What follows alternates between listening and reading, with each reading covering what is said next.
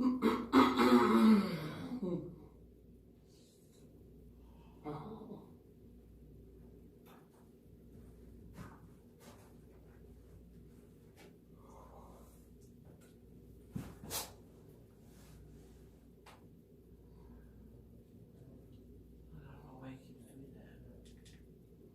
wait. Of the cord?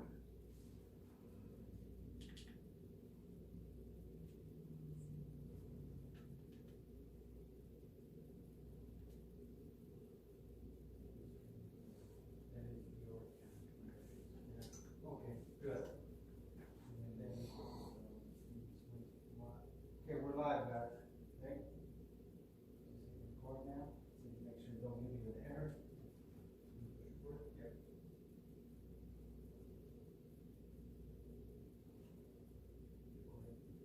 Okay, I'll go ahead and I'll start, and we're good.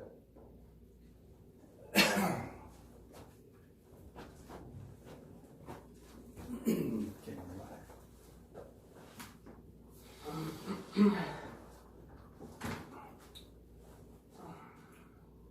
Hit that like button.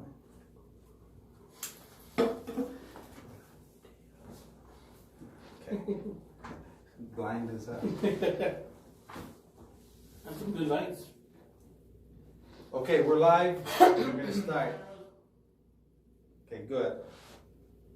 Hello, and welcome to IBTV's Throwdown Boxing Talk. We were scheduled to have Joaquin Camarena, up-and-coming boxer, and Lou Zagara, outstanding little boxer that, and I mean little by young, that won the WBC title at the age of 15. I mean, he turned pro at the age of 15, and now he actually has won a WBC regional title. But we'll have to reschedule that due to circumstances where they couldn't be in studio at this time.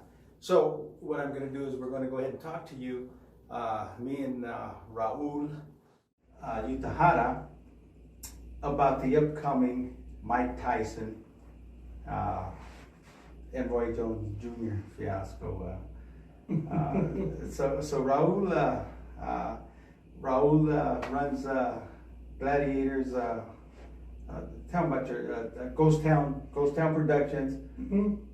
Ghost Town Gladiators, Ghost Town Promotions. Hell, we even got a dog kennels called Ghost Town Dog Kennels.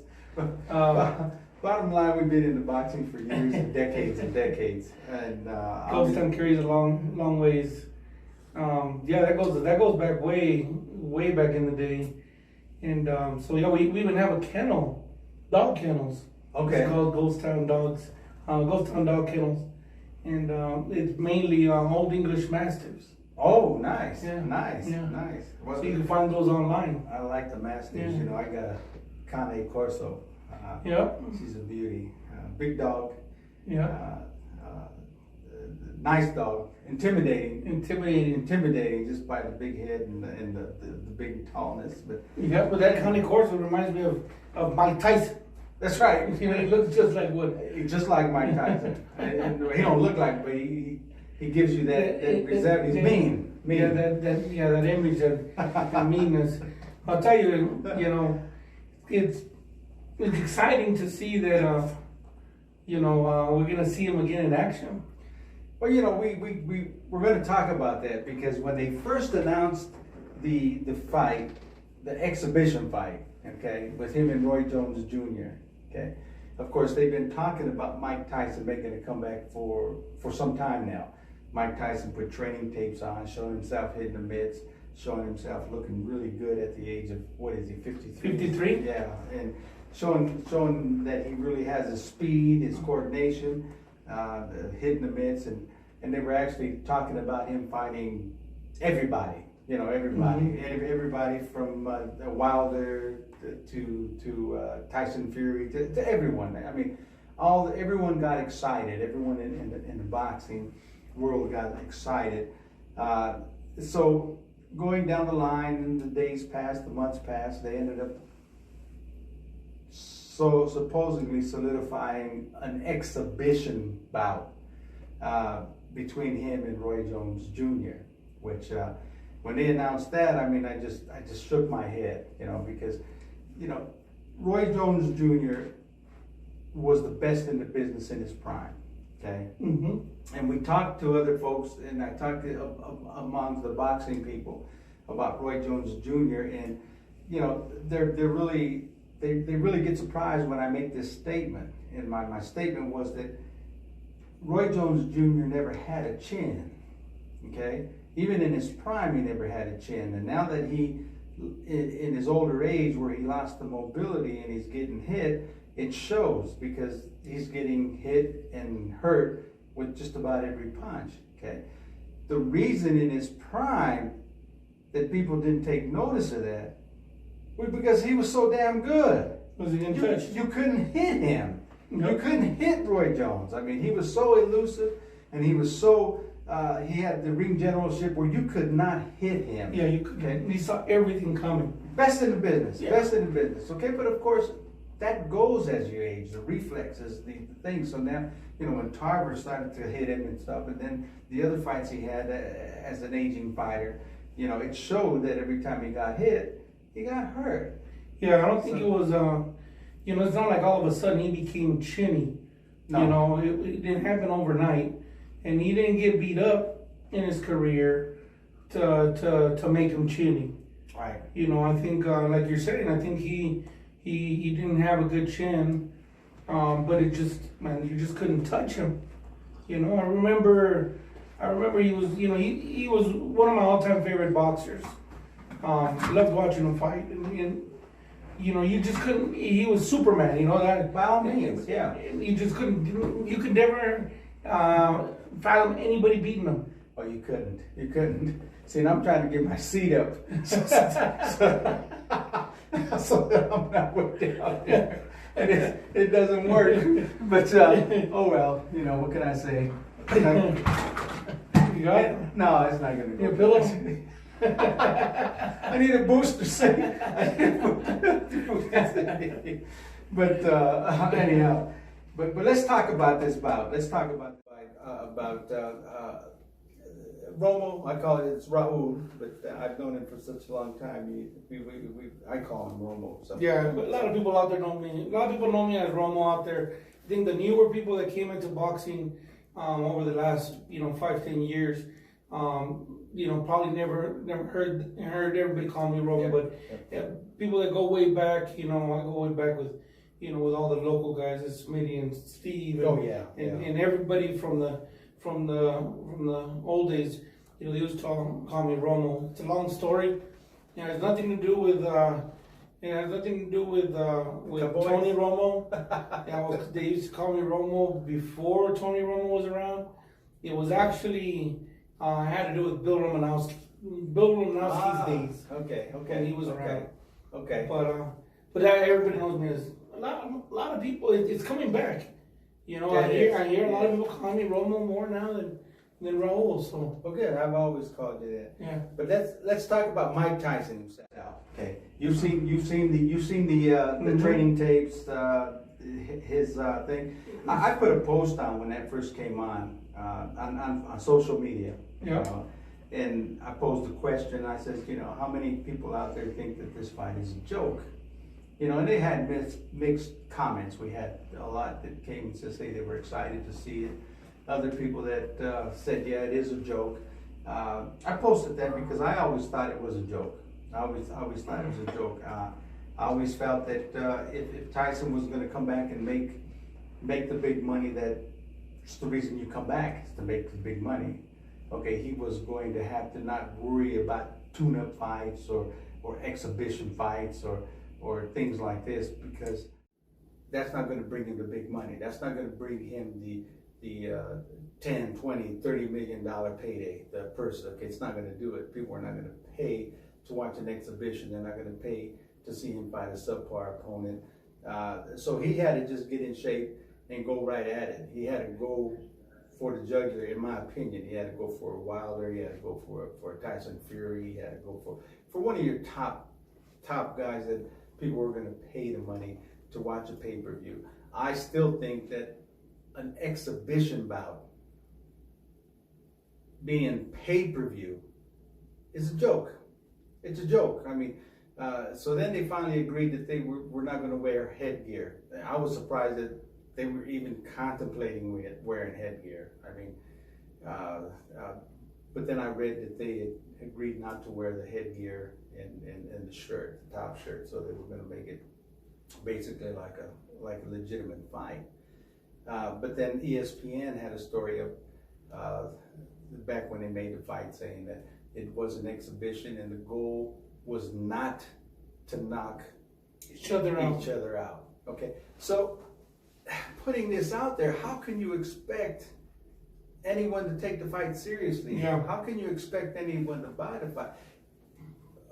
Romo, what did you think about the fight when they announced it? I mean, honestly. When they first announced it, I thought it was going to be a debacle.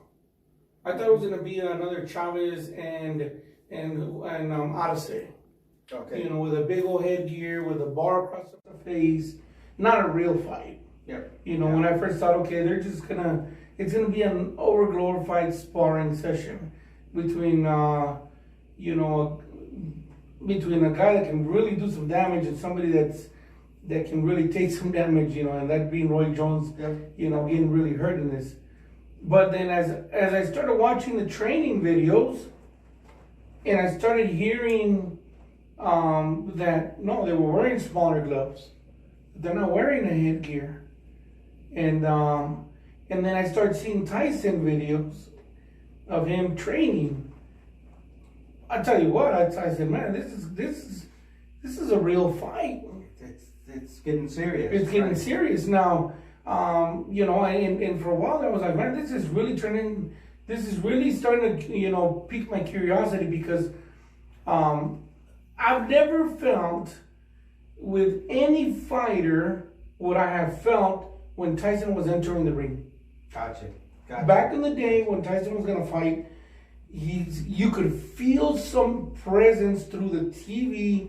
No matter, I've never felt the same emotion that I've gotten. I've never gotten that same emotion that I've gotten from watching Tyson fight. And so now, all of a sudden, I got a little bit of a glimpse of that. Okay. You know, because now I'm like, holy smokes, he's really training hard, and you know, he's in those mitts, and he's in those mitts, and in that body protector, like he was training with Cus D'Amato. Yeah. You know, he's doing the same moves, and his aggressiveness. And then I saw him do an interview where he said, "Roy Jones, I'm coming after you." Yeah. And when he said it really struck a chord with me. But you know, I don't know that Mike Tyson can fight holding back. You know, not with not trying to knock someone out. I mean, it may start that way, but the minute Roy hits Tyson and hits him hard, the berserkness comes out. Yeah. I mean, I just can't see Mike Tyson playing a role in the ring. You know, and I think, you know, I seen an interview with Roy Jones recently where, you know, they asked him, you know, is this a real fight or is it a sparring session? And it almost seemed like he doesn't know. Yeah. And, you know, he said, you know, I'm prepared. If he wants to come at me hard, then I'm going to be prepared to handle that. Because I don't know what I'm stepping into, is what he said. Yeah. And see, so I don't know Roy Jones Jr. can handle a get down and dirty fight like that. Like I said, his reflexes aren't there. And no one should expect him to be there. I mean, he's in his 50s as well. You know? 53 as well. Yeah, 53, 54. And it showed in his last fights. You know, when he made a comeback, try to make another career. It showed he was getting hit too easily. He was getting tagged, and that was something we never saw in Roy Jones. Yeah. So that's not going to change. Them reflexes aren't going to come back. So getting hit by Mike Tyson is going to be a little different. So, Romo, let's take a little break, and we're going to come back and talk about how boxing. We'll stay on the subject of Mike Tyson, but we're going to talk about how all your older fighters are now trying to come back and get a piece of cake. You know, Oscar De La Hoya made an announcement. Mm-hmm. I think Fernando Vargas was talking about. Sergio Martinez already announced he was coming back and in process of putting the fight together. But we'll talk about all that, and we'll talk about, where's the younger talent? There's a lot of good talent, and why aren't they being promoted in such a way to become the next superstars? Okay, so let's take a minute. We're gonna go ahead and take a real quick break, and we'll come back and continue the topic of this Mike Tyson, Roy Jones Jr. Exhibition.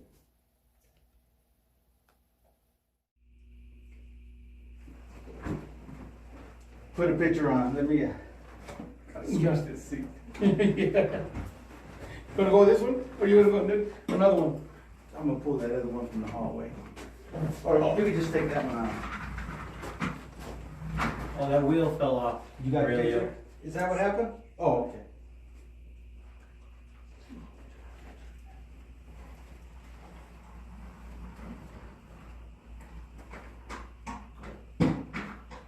This is the one that gives,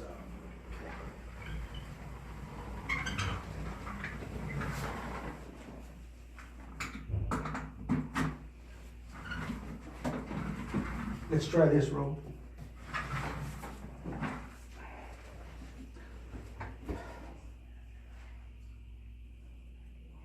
It's not gonna have too much.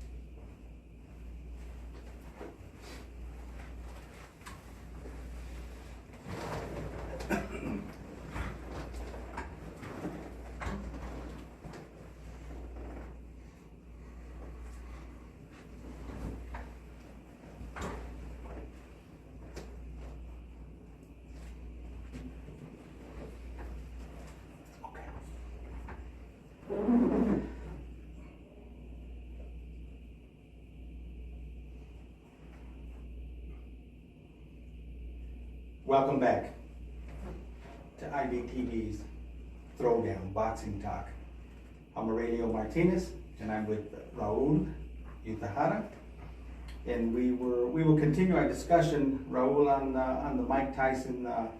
About now we've already talked a little bit about the fights being made, the fights being made. Let's talk about the postponement. Okay, they. For some reason, and it's being promoted not by what you would think Top Rank or a Golden Boy or Showtime or something like that. It's being promoted by CES, and they're back east. I believe they're up in above New York. I forget where they're from, but the CES Entertainment. Sports and entertainment. But anyhow, I think the postponement had a lot to do with the lack of buys. Of course, we don't know, but in order to get Tyson back in the ring, they almost have to guarantee him, $5-10 million on the low end. Wouldn't you think? Yeah. And they'd have to do that the same for Roy. I mean, obviously Roy is not happy with the postponement because they're going in November rather than in September. Yeah. And they didn't hold back on the excuses. They said basically we need more time to generate more interest and more money, more revenue. So that's the first sign of that they're having trouble getting the revenue. Yeah, and I'll tell you what, I think I don't think they were doing that great of a job promoting it at the beginning. because it wasn't, it wasn't really out there that much. It was almost very vague, and I think they're doing a heck of a lot better job now, and it's generated that interest. I think the way they're going now, it's everybody's talking about it. Yep. The topic is, it almost feels like when Tyson made his comeback, coming out of prison. So it feels legit now. At the beginning, like I said, it didn't feel to me like it was, but now with the promotion they're putting behind his training, now you see Roy Jones videos of him training, Yep. Which we weren't seeing that at the beginning. I think maybe even it gave him an opportunity to really get ready for this. I remember a while back there was an interview on Tyson, and he said, they asked him if he still hit the bag, and he said he didn't even want to touch the bag. And they said, well, that's kind of unusual, being a world champion, and you don't even have a bag hanging in your basement.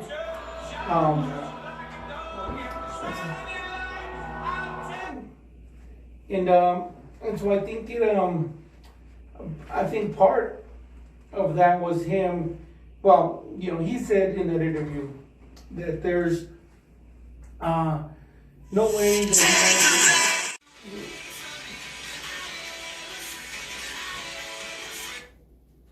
live TV, baby. That's it. Live TV. You don't mute them phones. That just happens. But okay. And so when he did that interview, he said he didn't even touch the bag. They asked him why not.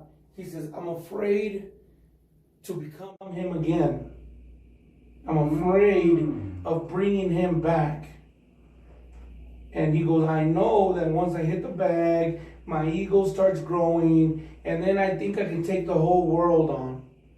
Well, yeah, he and there's no doubt that's the way he was. Yeah. You'd hear him make comments, the early Tyson about, I'm gonna punch his nose into the back of his brain, and he was serious. These weren't just words that he would say to pump up a fight. If that was him being afraid of hitting the bag, just hitting the bag, I think now he really thinks that he's back on top of it, man. I think he really believes it. I agree with you, but why the exhibition label? Okay, if they're going to do a Roy Jones Jr., Mike Tyson, why the exhibition? Make it a real fight. Yeah. If people want, why the exhibition label? Because they're afraid to get a loss on the record? Obviously, to me, after reading that ESPN article, where their intentions are not to knock each other out, but just to go in there and have an exhibition,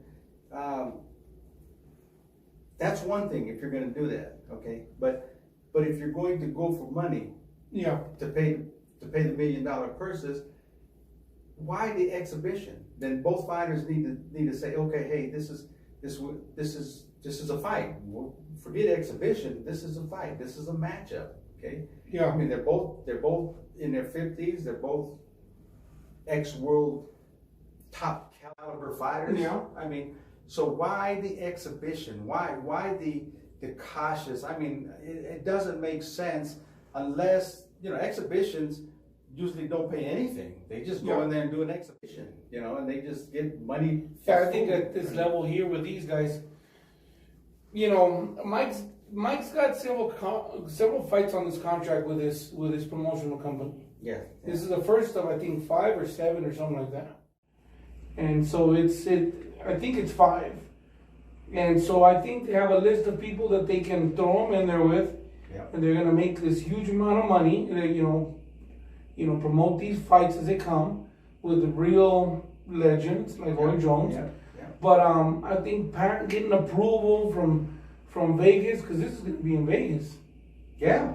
I think getting approval from the boxing commission. I think a lot of it's going to be easier for them to get approvals as exhibition bouts. But I think it's going to be a slaughter. Well, so do I. So do I. I don't think. I'll just be blunt. I don't think Roy has a chance. Yeah. Just from seeing the training tapes, the movement, the seriousness, the mind frame of Tyson and the mind frame. See, but then it's Roy Jones Jr. that's complaining about the postponement. He says that he stopped doing a lot of revenue-making things that he does to train for this fight. So he's not happy at all. He said he's actually losing money by this postponement. Okay. Mm-hmm. So I don't know. What do you think? Is the fight going to happen? I think it's going to happen. I think maybe Roy Jones is starting to realize it's a little bit more of a serious fight, Mm-hmm. and is looking to twist a little bit more, squeeze a little bit more juice out of the fruit to get a little bit more money out of him. Yeah. So I think he might be trying to get a little bit, as maximum as he can get paid. He's probably got a lot of people telling him, hey man, you know what, this guy's really going to come try to knock you out. You better get your money's worth. But then again, it gives him an opportunity to get ready. Can he be elusive enough? Yeah. Can those Tyson videos, we're seeing the same clips over and over. Yep. I can make anybody look good for a couple of minutes on mitts. But you can't. And so That's the thing. it does. When you've got a long Roy Jones jab in front of your face, and he's stepping and circling around you, can he dance around you? Get you tired enough? Get an old man Tyson knees, with tired enough to where, what if Roy Jones finishes him out? Right. Catches him. That's the question. What Roy Jones, can he bring a little bit more of that defensive skills that he had as a world? I think he has to get his mindset to think he's gonna have to weather a little bit of a storm. And the more I think about it, we've only seen a couple of clips of Tyson. Yep. But how explosive can he maintain that for? Can he maintain that for the first 2 rounds?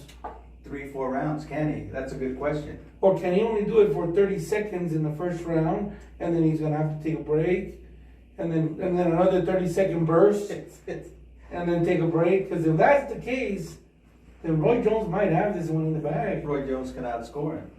Yeah. Roy Jones' danger, like we alluded to talk about, is getting hit. Yeah.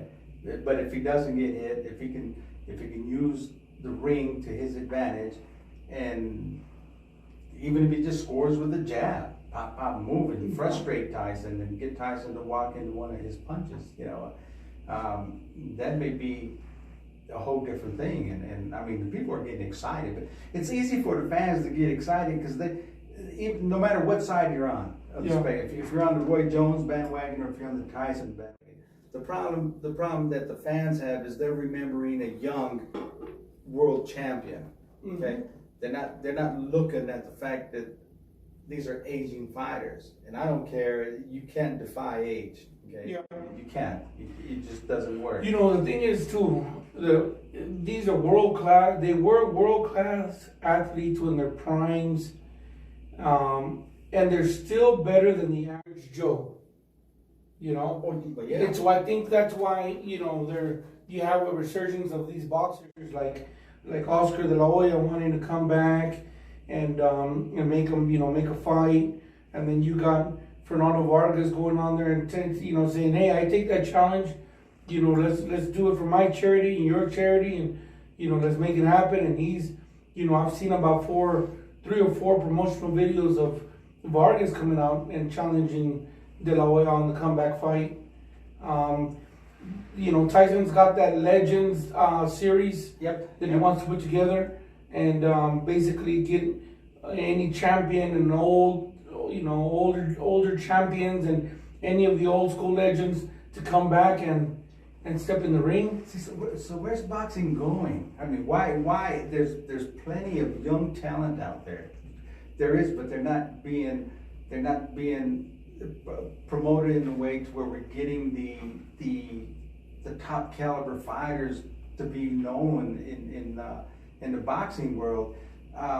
But they're out there, but it's not happening. I mean, you get Top Rank, and they're focusing on their money makers. Okay, you got Golden Boy; he's focusing on his money makers. Okay, You got Al Heyman. Okay, when he started, he was bringing out a bunch of new fighters because it was free TV. It was all they given the exposure, which was great. Okay, but that's tapered down now. So now he's focusing on how to make money. But you know, I can understand his point. He's got to get them people that gave him $500 million investment for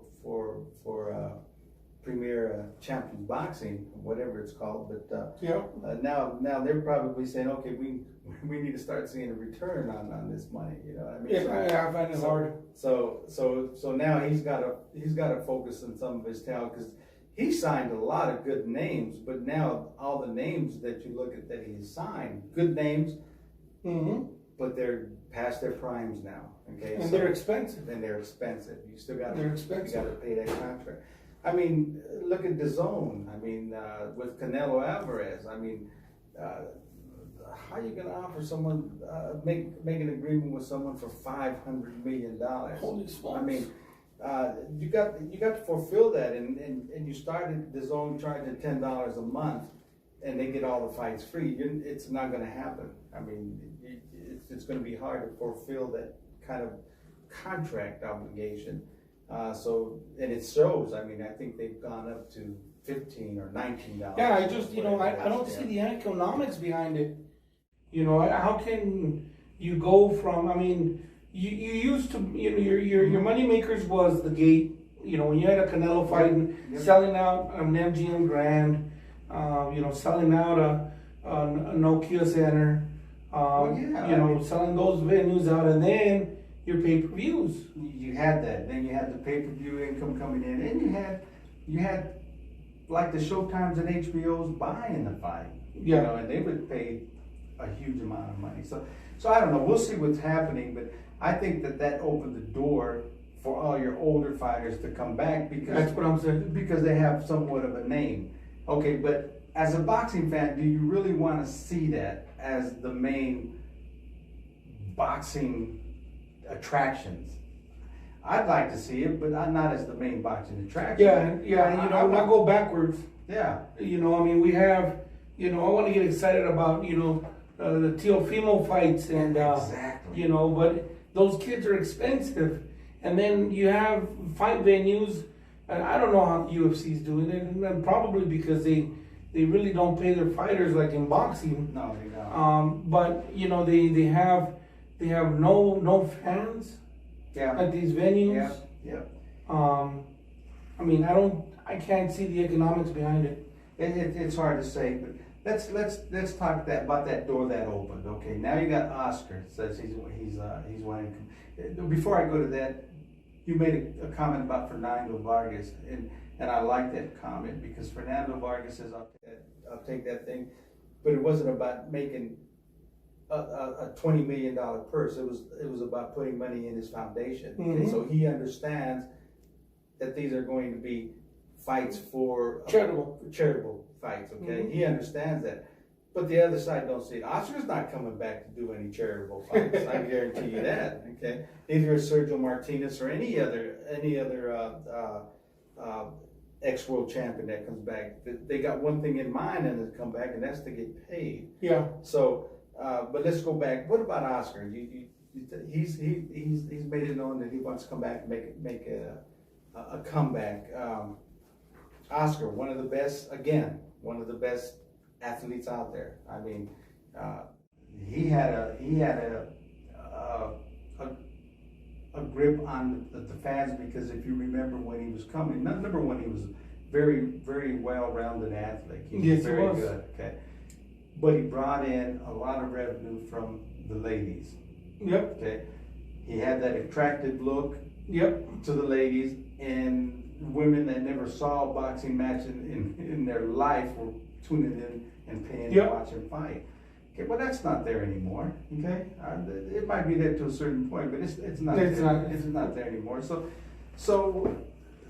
Do you see that happening? Do you see that happening? I think with Oscar, you just gotta be selective. I mean, you can't do an Oscar and a Mayorga return fight. You can't do. I don't even think a Vargas fight and Oscar fight would bring much. You know what I would be willing to pay, and a lot of people would be willing to pay, and it would be a real fight, would be an Oscar and a Dana White fight. Yeah. You know, they've got some back you know, backstory where they don't really like each other. And they talked about that before. You know, and Yeah. I think Dana White, you know, is he's trained enough to think that, okay, yeah, I could probably take him on now. Yeah. You know, he's washed up, but I think in that situation, he'd have a rude awakening to Oscar. I would watch that fight and I'd pay for that fight. Yeah, I would. I would pay for that fight because I'd like to see. There's a lot of people that don't like Dana because number one, like you said, he doesn't pay the fighters what their worth is. Mm-hmm. He's made a lot of money. There's an island out there that he's at. I think he bought the island, you know, or something. But he's made a very good living on what he does, and he doesn't pay the fighters anywhere to the revenue that they bring in. Mm-hmm. Okay, so a lot of people would like to see him in the ring and see him get worked. And and he needs to stay away from someone like Oscar. I think Oscar will whoop his ass. I think that would be not a bad move. I mean, it would be a bad move for Dana. Yeah, but I think that would sell. You know, you have both worlds. You have MMA and boxing, so you join them from two different crowds, from two very well-known figures, you know, that are at the top of their promotional game. Yeah, I agree. You know what I think the Oscar is leading to? Because once Oscar came out and made that serious announcement about he wants to come back, it was very soon after that Sergio Martinez made his announcement that he is coming back. So in the back of my mind, I can't help believe that they already have been working on that as the fight for Oscar would be an Oscar versus Sergio. I just have a hunch, an inclination that was already in the works before they announced that they had been talking to each other. So don't be surprised if you don't see an Oscar and Sergio Martinez as a comeback. Yeah. So. Yeah. Yeah, it's you know, people kind of just they forgot a little bit about Sergio Martinez there, but you know, really, you know, he just had a bum knee that went bad. It went bad on him. You know, and he had some surgery and he's got some therapy and fixed that up. You know, he was a late bloomer, so he didn't take that damage of having a long career. He came into the scene late, left, you know, early because of his knee. But you know, he's out there in the coastal places where soak that knee in one of those hot springs, and man, he'll be right back at it. I think so. Well, good guys. I think we talked about that. I think it was something we wanted to talk about that since we had to make a change up this week. But Romo, we want everyone to tune in next week because next week we got a special guest coming in, Javon Langford. Okay, very, very special talent, outstanding athlete. Javon Langford, of course, played defensive end for the Cincinnati Bengals. Mm-hmm. Okay, I believe he was 95. He's the only athlete that played NFL professional football and boxed as a professional boxer simultaneously. Okay, very interesting story because you see football players after the football career try to get into boxing. A lot of them done that. Way back, Tutel Jones tried it, and then you got college football players that come in and try to do it. Yeah. And they find out it's not as easy as it sounds. Well, Javon, J-Rock, did it simultaneously. The NFL season would end, and he would come into the boxing training and start boxing and box professional. As a matter of fact, if I'm not mistaken, he's 6-1 as a professional boxer. And back in training. He's back in training, getting that thing down. He had some stuff that he kind of settled into and taking care of his just like anyone after retirement, you want to take a break from the strenuous training that comes with a serious athlete. Yeah. So we're gonna talk to him. He'll be in studio next week. So you wanna be able to find out in his mind how everything was. You know, playing both professional sports at the same time. Back in the gym. I mean, just hearing from him. Yeah. He's Interesting. He's a big boy. I mean, I think he's what 6'4" something like that. And it was funny because when he was doing both for boxing, he'd get down to about 275, and that was cut. I mean, it wasn't no fat. I mean, that was cut. Yeah. And then when he went back to football training, He'd have to gain weight. He'd have to gain weight over 300 pounds because he was a defensive end, you know. And what he did was really before his time, because you know you try to get a defensive end, you know, it's okay to use dead body weight for blocking and stuff like that, but when you have an athlete that's strong and mobile and has the speed and the leverage, you've got you one hell of a defensive end. And if you look at the NFL, they're all moving toward that now. You know, yeah. So he was just way ahead of his time doing both, but now he can focus on finishing up a boxing career before he decides to sit down. So y'all come back and watch it next Sunday, 12:30 here on IBtv. When we'll be talking with the man himself, J-Rock, Javon Langford. You don't know. I'm excited. I'm excited to hear his story, and we'll get to know a little bit more about him come next week. Okay. Well, good guys. Everybody out there, we'll keep everyone posted on when we reschedule the interviews with the two upcoming fighters that we had scheduled for today, and we'll talk next week. And of course, stay tuned because we've got a weekly show that we're gonna bring some very, very good boxing talk. So I'm Aurelio Martinez, my co-host Raul Utahara. Just call him Romo, okay? Just call him Romo. And we'll see you guys next week. We want to thank the crew here, the production crew. Everything's getting real good. We got Cesar and give him a shout Alex. Alex. We got Caesar and Alex and part of the production crew now, and we got good things happening. Good. So you guys comment if you have any questions you might want to ask J-Rock, Javon for next week's show. Send it to us.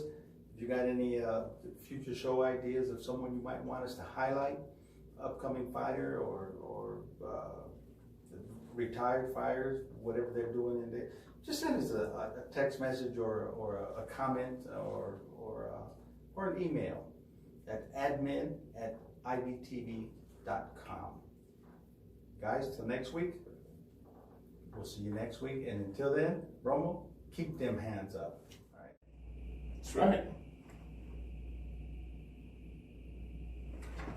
Good.